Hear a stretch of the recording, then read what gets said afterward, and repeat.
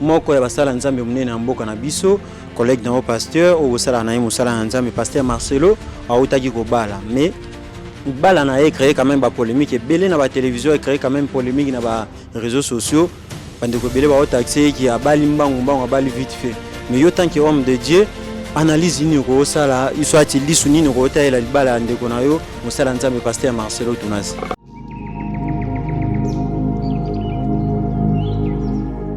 Serviteur de Dieu, tout là ta esprit à mettre nabiso, dire la vérité comme il faut pour que bana nazambe to préparer bango pas seulement pour le royaume mais à Seawa.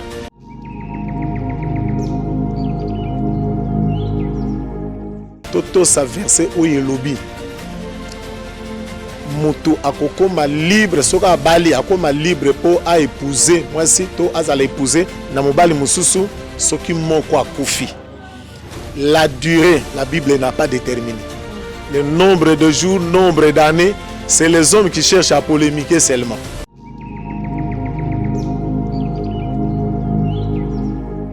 Il était libre de Mokolo Balongola qui pétait. Moi, c'est à Koufi Akombaki na libre. Et puis, il dépendre de ma conviction, de ma responsabilité. À mon avis, awa, pour nous équilibrer, na kati na ministère, na zala kimi bali akomi ngamoko, aza libre, tout dépend de lui. Je crois Nathan Yamoni Malam, Nanzambe na Lola. Je crois que la Bible n'a pas défini les éléments, bilokoni ni ko associé, nombre d'années, onyo sobazolo bawana, ba pesa biso verset ou yepesa biso durée et après la mort comme toi bala.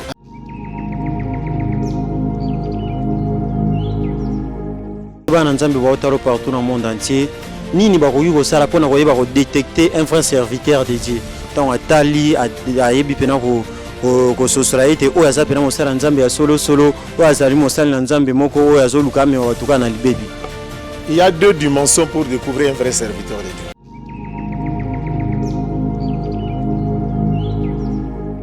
Si tu compares l'église à l'obéne église à l'élan, si tu as le monde à mon zaleli, l'église à temps et à apôtre, dans l'église de Nathan on a vu sur différents côtés.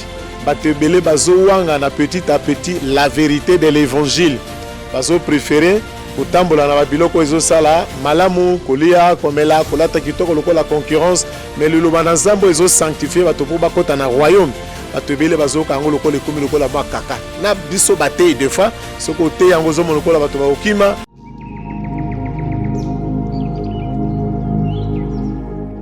Répentez-vous car le royaume de Dieu est proche. Donc tozota la nyos kolia komela kobala kobota ko voyager mimbongo kotambola mbongo ebele kotonga eza malamu eza mabete. L'évangile yaki ka po bato bakoma ba pauvreté parce que l'évangile Jean 10 la dernière partie du premier évangile ils a plein et ils ont fait sa vie comblée. Nous sommes appelés à prêcher. La bénédiction c'est une bonne chose. La délivrance c'est une bonne chose. Mais tokoki ko se gêner de prêcher sur la repentance. Jean-Baptiste a été yango, Jésus-Christ a été yango, apôtre Pierre Tango a été la prédication de la Pentecôte, il a insisté sur la repentance. Tout le monde sonité.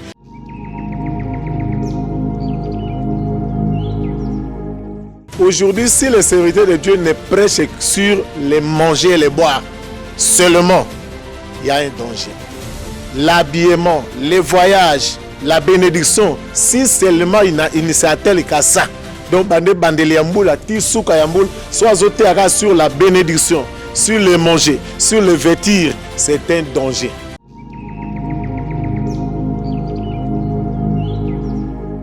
Et là, on a resenga na mutu nyonso asambelaka. Kende na église, sambela nzambe ya solo, kolanda baloyenge ya batute. Bakende na église pour na ba camarade te. Balande l'église pour na famille était pour na église bakoko na biso basambela te. Lukanzambe na kati na bosolo, zamba komona ne pa na yo. Pas besoin ya lelo ko résoudre yango, pe azo réserver biso vie éternelle. Yesu azakoya to bongama. Mabiloko esenge ekotindika biso to banga to bongama ezanini. Kotika bomo ya masumu.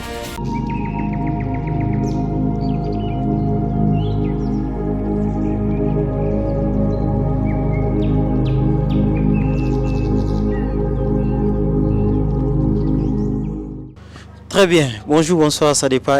Pena Bozul Bakumala Rolanda Biso. Partout dans le monde entier, Naibiki Bozala Wana Ebele Bolingangan de Konabino Moezekini, Pona Epsabino, Biso Rabino Tozalakana contrairement au Sina, Ezali, Yarose Rabino Msala. Alors, tellement que Tozala toujours passionné, Yarose Rabino Msala, les lots équipes au grand complet avec Eswa Kini, Kuna, c'est ma caméra, P, na réalisation, il y a une émission quoi, les lots Kande Naibsabino.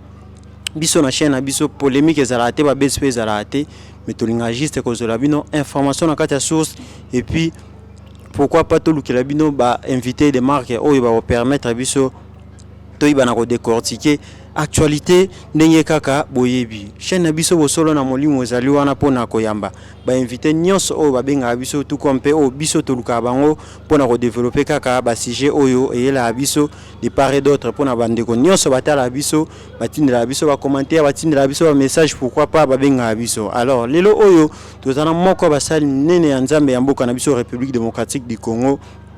Papa, maman, message déjà au Talabiso. Ceux qui n'ont pas s'abonné à la chaîne, Nabiso, s'il vous plaît, soutenez Biso, n'ako s'abonner, likez, partagez l'émission parce que les lots vraiment trop la peine Marambo Ezali et belé par rapport à Marambo Oyo Italie, église et en Coloye Soumassi et à Nazareth. Alors, tous abonnés, moi, pénal les révérends pasteur Nathanaël, Soula, pasteur et église, Messi, autre décortique, naïe, actualité, nyonso au Italie, spiritualité, pourquoi pas, tout solo la Makambu. Oyo etali ba pasteur ya mboka na biso mais thème principal na biso mko lelo ezali la sainte doctrine to développer si Joana et longo na révérend pasteur Soula Nathanaël azali jana kati ya plateau na biso wilikini na pese mbote bisiko zolanda biso pe paradis boluka espoir kini soza même moral na biso ba moi déjà invité na biso mko lelo le pasteur Nathanaël pasteur mbote na yo mbote mon frère Moïse santé fafa ngolo nzambe kimi ezali ça va.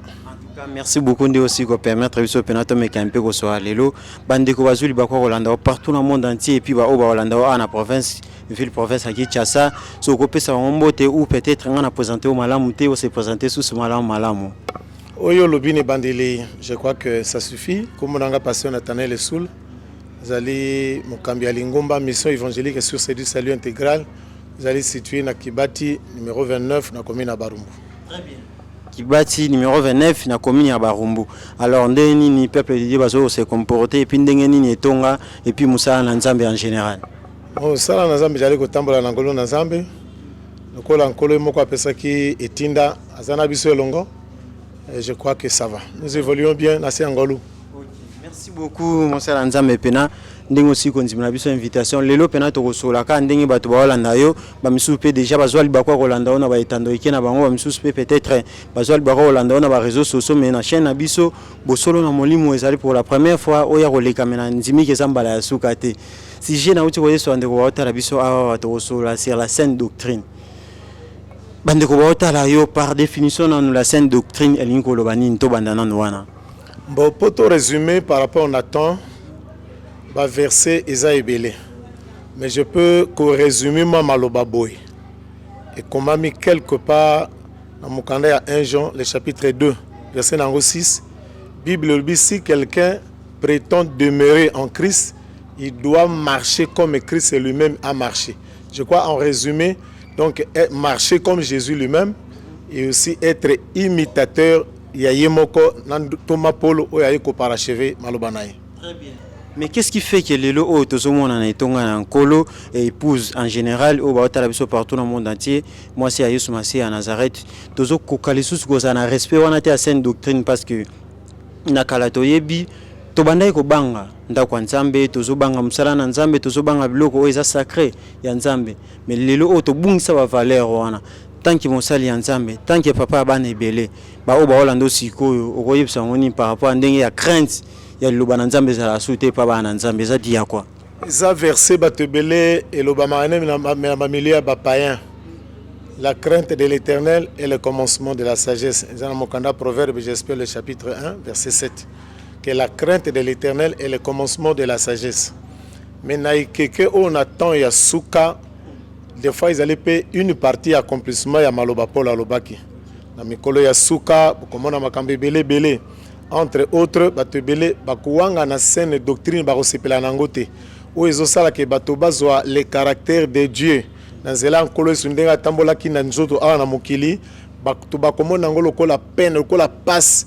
Il faut kotambola na maloba oyo esepelisaka oyo ezali kosala elengi na koyoka lipamboli esengo makambo ezali lié na mokili oyo.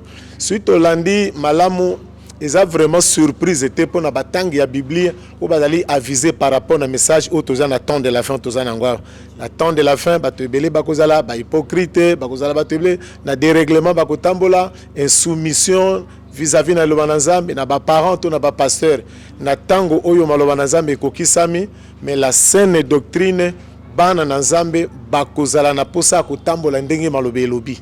Si to comparer église ya lobi na église ya lelo surtout tali monda mondenge ezaleli église ya temps ya bapôtre na église na tango na biso différence ekoti bato ebele bazo wanga na petit à petit la vérité de l'évangile bazo préférer kotambola na babiloko ezosala malamu kolia komela kolata kitoko lokola concurrence mais le loba na Nzambe ezo sanctifier bato po bakota na royaume bato ebele bazoka yango lokola ekomi lokola mwa kaka na biso batei des fois soko te yango zo lokola bato baokima bandimi moso pe soki amoni yango boza ko insister na kati mwa mingi aza na posa changer église mosusu akende côté o bakoki ko pekisa ya sumuka. C'est ça un peu la difficulté que nous avons. Surtout olandi moto lokola Moïse tango Nzambe atindi na Egypte akende ko libérer bana Israël, Moïse ateyaki bana Israël Egypte te. Ateyaki bango mboka esika bazokende comment se comporter na mboka o bango bazokende. Ateyaki bango ba loi ya Egypte te, richesse ya Egypte te, bolamu Egypte te, bien que ezali na mwa ba avantage mo ba mbona na tawana ata souffrance ezalaki. Donc un vrai serviteur de Dieu, il peut parler parce que Jésus mo alobaki na époque mo que ba Thomas Pierre atuni mutuna biso oyo tolandi o tokozwa nini aibise bango na deux dispensations alors bina siècle présent pour kozala au centuple mais après il y a le siècle à venir donc l'éternité où tozali kozela ou après l'enlèvement il y a une autre vie qui nous attend après la mort donc nous devons équilibrer l'évangile avec quelqu'un tozana yango prêcher l'évangile pour vie sociale n'attend tozana yango bato bazala ramena na position à bien mais babo sana éternité te c'est ça un peu la petite différence. En tout cas merci beaucoup Mosala Nzambe l'homme de Dieu. Uti ko décortiquer sujet au penezali pena kitoko makasi par rapport à ba pasteur Lelo et na ebité to benga ngo bokoma ko casualer ba na Nzambe na église pona ko kemande banzimba ki ma église té yango comment ça que Lelo pena sainte doctrine za la sous prêcher té bokoma banga roté ya biso repentance parce que ngape na zali mwana bino batata o boté ya biso to bolakisa biso nzela bolinga sous côté ya biso repentance té za dia kwa bozo banga banzimba ki ma église to bozo bondela biso ka bana Nzambe to tika ka wana sama ko na bino batata yango bokoma boya roté ya biso repentance. Bato Nzambe atindeli yo quelle que soit dureté ya évangile au côté ya baokima ote. Tous esprit à mettre na biso yemoko. Atamboli comme na quelqu'un moko bato bazaki ebele ba full balandi. Abimisi malobaya moto oyo alinginga il faut aller à mosuni nanga, il faut aller à amela makila nanga. Une parole dure mais bao bazalaki yae. Batikala ba 12 bazalaki. Oyo nyonso bazalaki nzinga o bazalaki ya été na temps wana bakoki ko supporter le lobana te serviteur de Dieu to lata esprit à mettre na biso dire la vérité comme il faut pour que bana na Nzambe to préparer bango pas seulement pour na royaume ya seawa mais oyo ezali koya ce que tali maloba base évangile tango nani Jean-Baptiste ate il n'a parlé que sur les quoi la repentance. Repentez-vous car le royaume de Dieu est proche. Donc, tous autres la nyos kolia comme la koba la kobota ko voyager, mimbongo ko tambola mbongo ebele ko tonga isa malamu, isa mabete. Évangile ya ki ka po bato bakoma ba pauvreté. Parce que l'évangile, la gens disent la dernière partie du premier évangile, ils a plein et ils ont sa vie comblée. Nous sommes appelés à prêcher. La bénédiction, c'est une bonne chose. La délivrance, c'est une bonne chose. Mais tokoki ko se gêner de prêcher sur la repentance. Jean-Baptiste a été yango, Jésus-Christ a été yango, apôtre Pierre tango a été la prédication de la Pentecôte, il a insisté sur la repentance. Tout que l'ango sonité, c'est ça mon boko ya Biblia, mon boko ya ba ministre sur la terre, ya coupé sa bango message ya conversion, tout tourner attention, ya bato vers Dieu et vers l'éternité. Mais vie terrestre, les âmes habitent tout à main. mettre l'accent tout le jour sur ça, ça devient une panne dans la évolution évangile dans le temps. Matondo mingi mosali na nzambe pena tozoko baka maso na biso lelo oyo bana nzambe baotalo partout dans le monde entier nini bakoki kosala mpona koyeba kodetecter un vrai serviteur de Dieu ntango atali ayebi pena kososola ete oyo aza pena mosala nzambe ya solosolo oyo azali mosali na nzambe moko oyo azoluka amema batuka na libebi. Il y a deux dimensions pour découvrir un vrai serviteur de Dieu. Le vrai, il doit marcher lui-même comme l'évangile qu'il prêche. Et des deux, il doit coéquilibrer l'évangile. Les siècles à venir, l'éternité, l'enlèvement, les milléniums, il faut préparer les gens na sangwana. Et en deuxième, la mopanzi mususu to prêcher oyo nyonso bato baza côté mais accent sur les retours de Christ qui s'annonce vraiment sans faille. Ils ont mon en partout que Yesu azali kozonga. Mosali ya Nzambe sur totali même nkolo Yesu. Mokolo moko azali na jeune. Na jeune ya 40 jours vers la fin satanaye. Bible lobi que diable a proposé babiloko je crois misato. Ya liboso nzala kolia. Ya mibale biloko ebisi ya matalikolo atala makameta ko la ba gloire. Et élément ya misato si je m'abuse pas un peu j'avais ajouté au fur et à mesure qu'il évoluait. Aujourd'hui si les serviteurs de Dieu ne prêchent sur les manger et les boire seulement, il y a un danger. L'habillement, les voyages, la bénédiction, si seulement il ne s'attelle qu'à ça. Donc, bandeli yamboula, tisouka yamboula, soit zoté sur la bénédiction, sur le manger, sur le vêtir, c'est un danger. À mon même attendre, attendre atongi masoua laï. Atongi masoua makamosi, il doit avoir une fenêtre. Oyo akoya ko lâcher Colombe, à ko lâcher Soukinani. Il faut une fenêtre qui oyo zoti de kabato vers l'éternité, vers le ciel. Hein, pas dans l'ensemble, tolia, tomela makambo nyonso. Donc, Jésus-Christ akotana ngine lokwana. Tentation à Léa, tentation à combattre, tentation à Gumba Milana personne biloko nyos. Donc biloko wana misat, si un serviteur de Dieu ne prêche sur ces trois choses, Koulia, na gloire kitaba angelo bakoyambayo, na fuka milona personne biloko nyos amukil. Si un serviteur ne prêche sur ces éléments que Jésus a renoncé, a refusé catégoriquement, c'était danger. Très bien. C'est un danger pena. Merci beaucoup aux Olympiens pena malam mais lelo oyo tokoma mona na itonga nzambe ba pasteur ba koma plus ba makioniste makiona c'est-à-dire ba koma osaba miracle mo fabriquer tant otala ba bloko wana ko sala mana ba télévision ko sala mana itonga o ezali ya Yesu Masia na Nazareth elobela ko nini. Bon, miracle ya ko fabriquer ezaka po bato ba mona ba sepela. Mais si le ciel n'acclame pas, il servit mouton de l'autre côté. Assez à recevoir gloire dans terrestre. Le ciel ne lui réserve rien. Donc, miracle à fabriquer. Ils allaient nango, ils ont ça les mains fréquemment, juste pour attirer les gens batobaya. Bako m'appelle belé sous bato on peut vous appeler l'été à malonga mingité. Parce que fabriquer biloko il faut batobaya, il faut se payer bango. Mais biloko et outil na sola na lola isa indiscutable. Les dieux de la Bible c'est les dieux des miracles. Depuis l'éternité jusqu'à l'éternité, son parcours égale miracle sur miracle. Mais les miracles authentiques existent. Dieu, dans notre vie, c'est les miracles. Mais ce qui m'a fabriqué, alingi batoba mona, batoba yoka, et batosui baye pour le miracle wana, à cause de ça, bango côté à bango sangwalo la terre. Très bien. Merci beaucoup ezo sala kitoko makasi pena message ezo le capé ezo sala capté na ba union so ba ozo pena libako Holanda biso me bande ko bele ba hotela biso mitema pezo punza babi mais pasteur Nathanael Sula azote ya kitoko azolo ba kitoko so na besoin na kota contact na sala ndenge ni so pesa numéro ya téléphone na télévision bande ko ba hotela yo o pesa mon numéro pour kota peut-être pour télévision za la ngonga matière eza bele meto de cortiquer on union so kaka lelote bien que to komina na suka te o pesa déjà numéro et puis na suko ko rappeler bango ou peut-être rappeler sous ce bango adresse et église pour na batunyo so baza pour ce monde yo. Pasteur Nathanael Sula a utilisé ka Orange na Airtel. Orange WhatsApp pour bande ko banda mingi. WhatsApp 084 044 84 29. Encore plus 243 084 044 84 29. Très bien.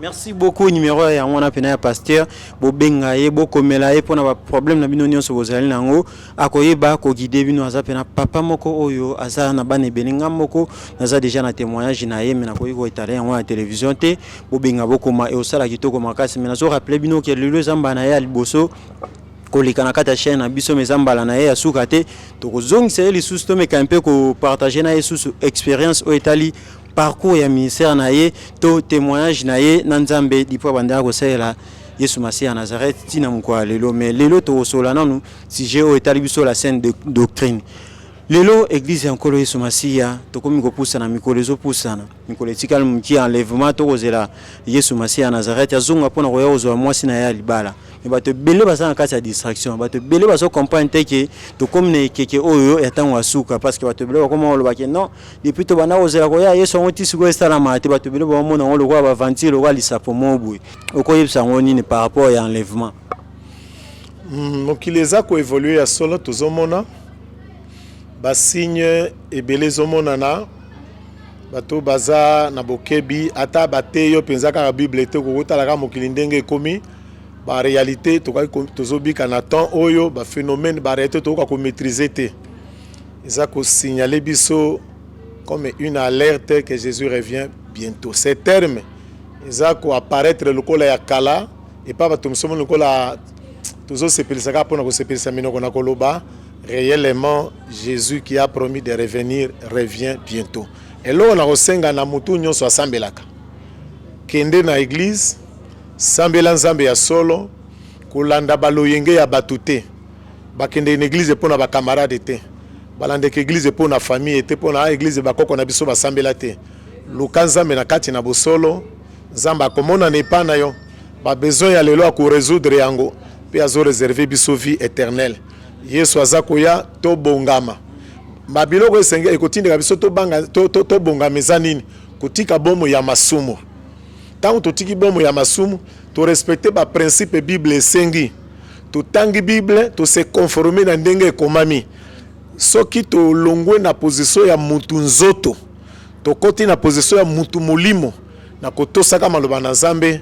Je crois que c'est la meilleure préparation. Kotika lisumu, koboya lisumu, kowanga na yango, koboya yango pina musika. Nakati na vi na yo. Muto ya kopesa biso makasa kotika lisumu, ezali losambo te, ezali ngomba te. Kotanga Bible, kotosa Bible, tango maloba na Nzambe kofanda kati na bomo na biso. Yango moyo ko chasser mabe, mulimo mosantu kati na biso, ako chasser mabe, poto akobenga ba réel mabana na Nzambe, na rendez-vous munene tokozanga te tokomona Nzambe. Amen, amen, amen. Merci beaucoup, pasteur. Donc, moi qui t'a déjà malé, mais parce que la télévision, elle a peine ngonga. Mais mutuna oya suka toki koleka yangote parce que ça quand même question d'actualité. Tolanda ina ba réseaux sociaux, tolanda kina ba etandoike. Moko ya basala nzambe munene mboka na biso, collègue na pasteur o sala na musala nzambe pasteur Marcelo a utaki ko bala. Mais bala na e créé quand même ba polémique et belé na ba télévision e créé quand même polémique na ba réseaux sociaux. Bandeko belé ba taxé qui a bali mbangu mbangu a bali vite fait mais yo tant que homme de Dieu analyse ni ko sala soit il lisu ni ko ta ela libala ndeko na yo mosala nzambe pasteur Marcelo Tunasi suite to lingito zala na Bible bandaki na question e bandeli a sur la sainte doctrine oui bi ba formule belé lié na mariage ndé babikila ki lebe tozo sala avant tout comme ceux qui après liwa tout ça makambe belé toto sa verset o yelobi mutu akokoma libre soka bali akoma libre po a épouser moi si to azala épouser na mobali mususu soki moko akufi. La durée la Bible n'a pas déterminé le nombre de jours, nombre d'années, c'est les hommes qui cherchent à polémiquer seulement. Mais la réalité dans la Bible, il n'y a pas vraiment un verset qui nous définit clairement le nombre d'années, de mois, où il était libre de mokolo balongola qui pétait, moi c'est à Koufi à Kombaki na libre. Et puis qu'on dépendre de la conviction na la responsabilité na amoni ke awa pona zala équilibré na kati na ministère na zala kimi ba komi ngamoko azal libre, tout dépend de lui. Je crois na temps ya moni malamu na Nzambe na lola. Je crois que la Bible n'a pas défini les éléments biloko nini ya ko associer nombre d'années au nyonso bazolo bawana ba pesa biso verset o yepesi biso durée et après la mort pour muto abala. Très bien, merci beaucoup. Il a raison, Angela. Oh, Yazi. Aussi, si je suis mais na habité Bandewazul Bako Holandayo. Un mot par rapport à Yambo Cannabis République démocratique du Congo parce que tout ce faut aller faciliter les lots au pays Nabiso a tellement agressé ça fait ba né belé ba konzambo ka ba otala yo ba congolais ba otala yo ba étranger pe ba otala yo ceux qui okoki ko loba parole moi à bénédiction par rapport à la nation Nabiso congolaise et puis pour na ba konzina biso Yambo ke ko zala nini lelo bana koloba na onyo soza na poste à responsabilité banda na chef de l'État. Tous les efforts qu'ils ont fournis pour la Kimia, en tout cas, nous adhérons, nous encourageons. Et là, Tokosenga, Jésus Tobenga est prince de la paix. Donc, nous sommes sincèrement du fond du cœur. Nous avons poussé à Kimia. Nous encourager Bango, nous pambola Bango, nous sambela pona Bango pour que Kimia ezonga na mboka na ba frontière na biso nyos ezonga moko na kati na Kimia loboko na Nzambe ezaka likolo ya mboka o Nzamba kolongola biso na ba étape tozo traverser. Amen. Nzamba kolongola biso na ba étape o tozo traverser ba programme ya Kilit et puis ba programme o mukoloyo ya Mbaka o rappeler biso sous numéro de téléphone poto ici mais tant aussi ça peut sur programme à Kilit to clôturer tant moi le bon délai pour na batunyo so azuli bakwa wala na biso partout dans le monde entier et puis pour na chaîne na biso pe émission na biso solo na molimo o pambola biso papa. Merci beaucoup. Programme Église émission évangélique sur c'est du salut intégral. Chaque mardi, chaque vendredi, à partir de 17h et 19h30. Et 17h juste, 19h30. On mardi, vendredi, dimanche, de 9h jusqu'à 12h. De tout ça, mais le programme, c'est que vous avez un séminaire, vous avez aussi ça dimanche, vous avez une cérémonie de prière. Koyamba chaque mercredi. Mais des fois, on a programme à mercredi, ils ont raté. Mais comme tous les numéros, en dehors même, il y a un mercredi, nous avons besoin de biso à Koki Kobenga, tu peux rendez-vous, tu kotani na Lingomba, où il y a une mission évangélique sur c'est du salut intégral, Messi na Mokuse sur Kibat numéro 29. Ndebisika, tous allez chaque jour, besoin ils allaient na Koyamba à part mercredi. Mais côté la chaîne Nabiso, na souhaité bino plein succès. Na mon nakayo, on a découvert en face. Bato nyonso boza ko travailler na bango en collaboration. Nzamba cha loboko et pas kwa nzambe et booster bino bokende liboso, bo émerger, pe bokende pe musika et atteindre même ata mokilumba partout. Nzambe na lola azana bino elongo apambola pe bino. Amen. Merci beaucoup. Tokomina suka masona biso mukalelo. Boyo qui va programme ya Kilit bozu pe numéro ya pasteur, ceux qui peut-être ozwa qui biso na retard et qui numéro ya pasteur et qui miyo talaka na baba écran na bino wana bo mona numéro mo ezali wana ezali numéro ya WhatsApp ya chaîne na biso pe émission na biso bo benga ngai na rocha bino en contact na imo les référents pasteur Nathanaël Soula boko kota en contact na bo sola na mais ezali première fois na ya le kana émission na biso pe na chaîne na biso mais ezambala na ya sukate prochainement to kozongisa ye lisusu pona to mekampe ko sola c'est parcours na et puis relation personnelle na ye na Nzambe oyo apesa émission na ya kokamba bapate na Yesu Masiya ya Nazareth. Merci na ba abonné na biso nyonso, merci na bino pe ba ebozwa kili bako Holanda biso maintenant nous bo s'abonner na kata chaîne na biso bo solo na molimo, bo liker, bo partager, bo s'abonner surtout, ba commentaire na bino, ba message na bino, ya on aime de ça la force na biso. Ngande ko na bino Moïse Kini, nazala kini sengo makasi, ya représenter bino émission mko lelo pe ya royambela bino pe na mosal monene ya Nzambe, soki Yesu Masiya ya Nazareth.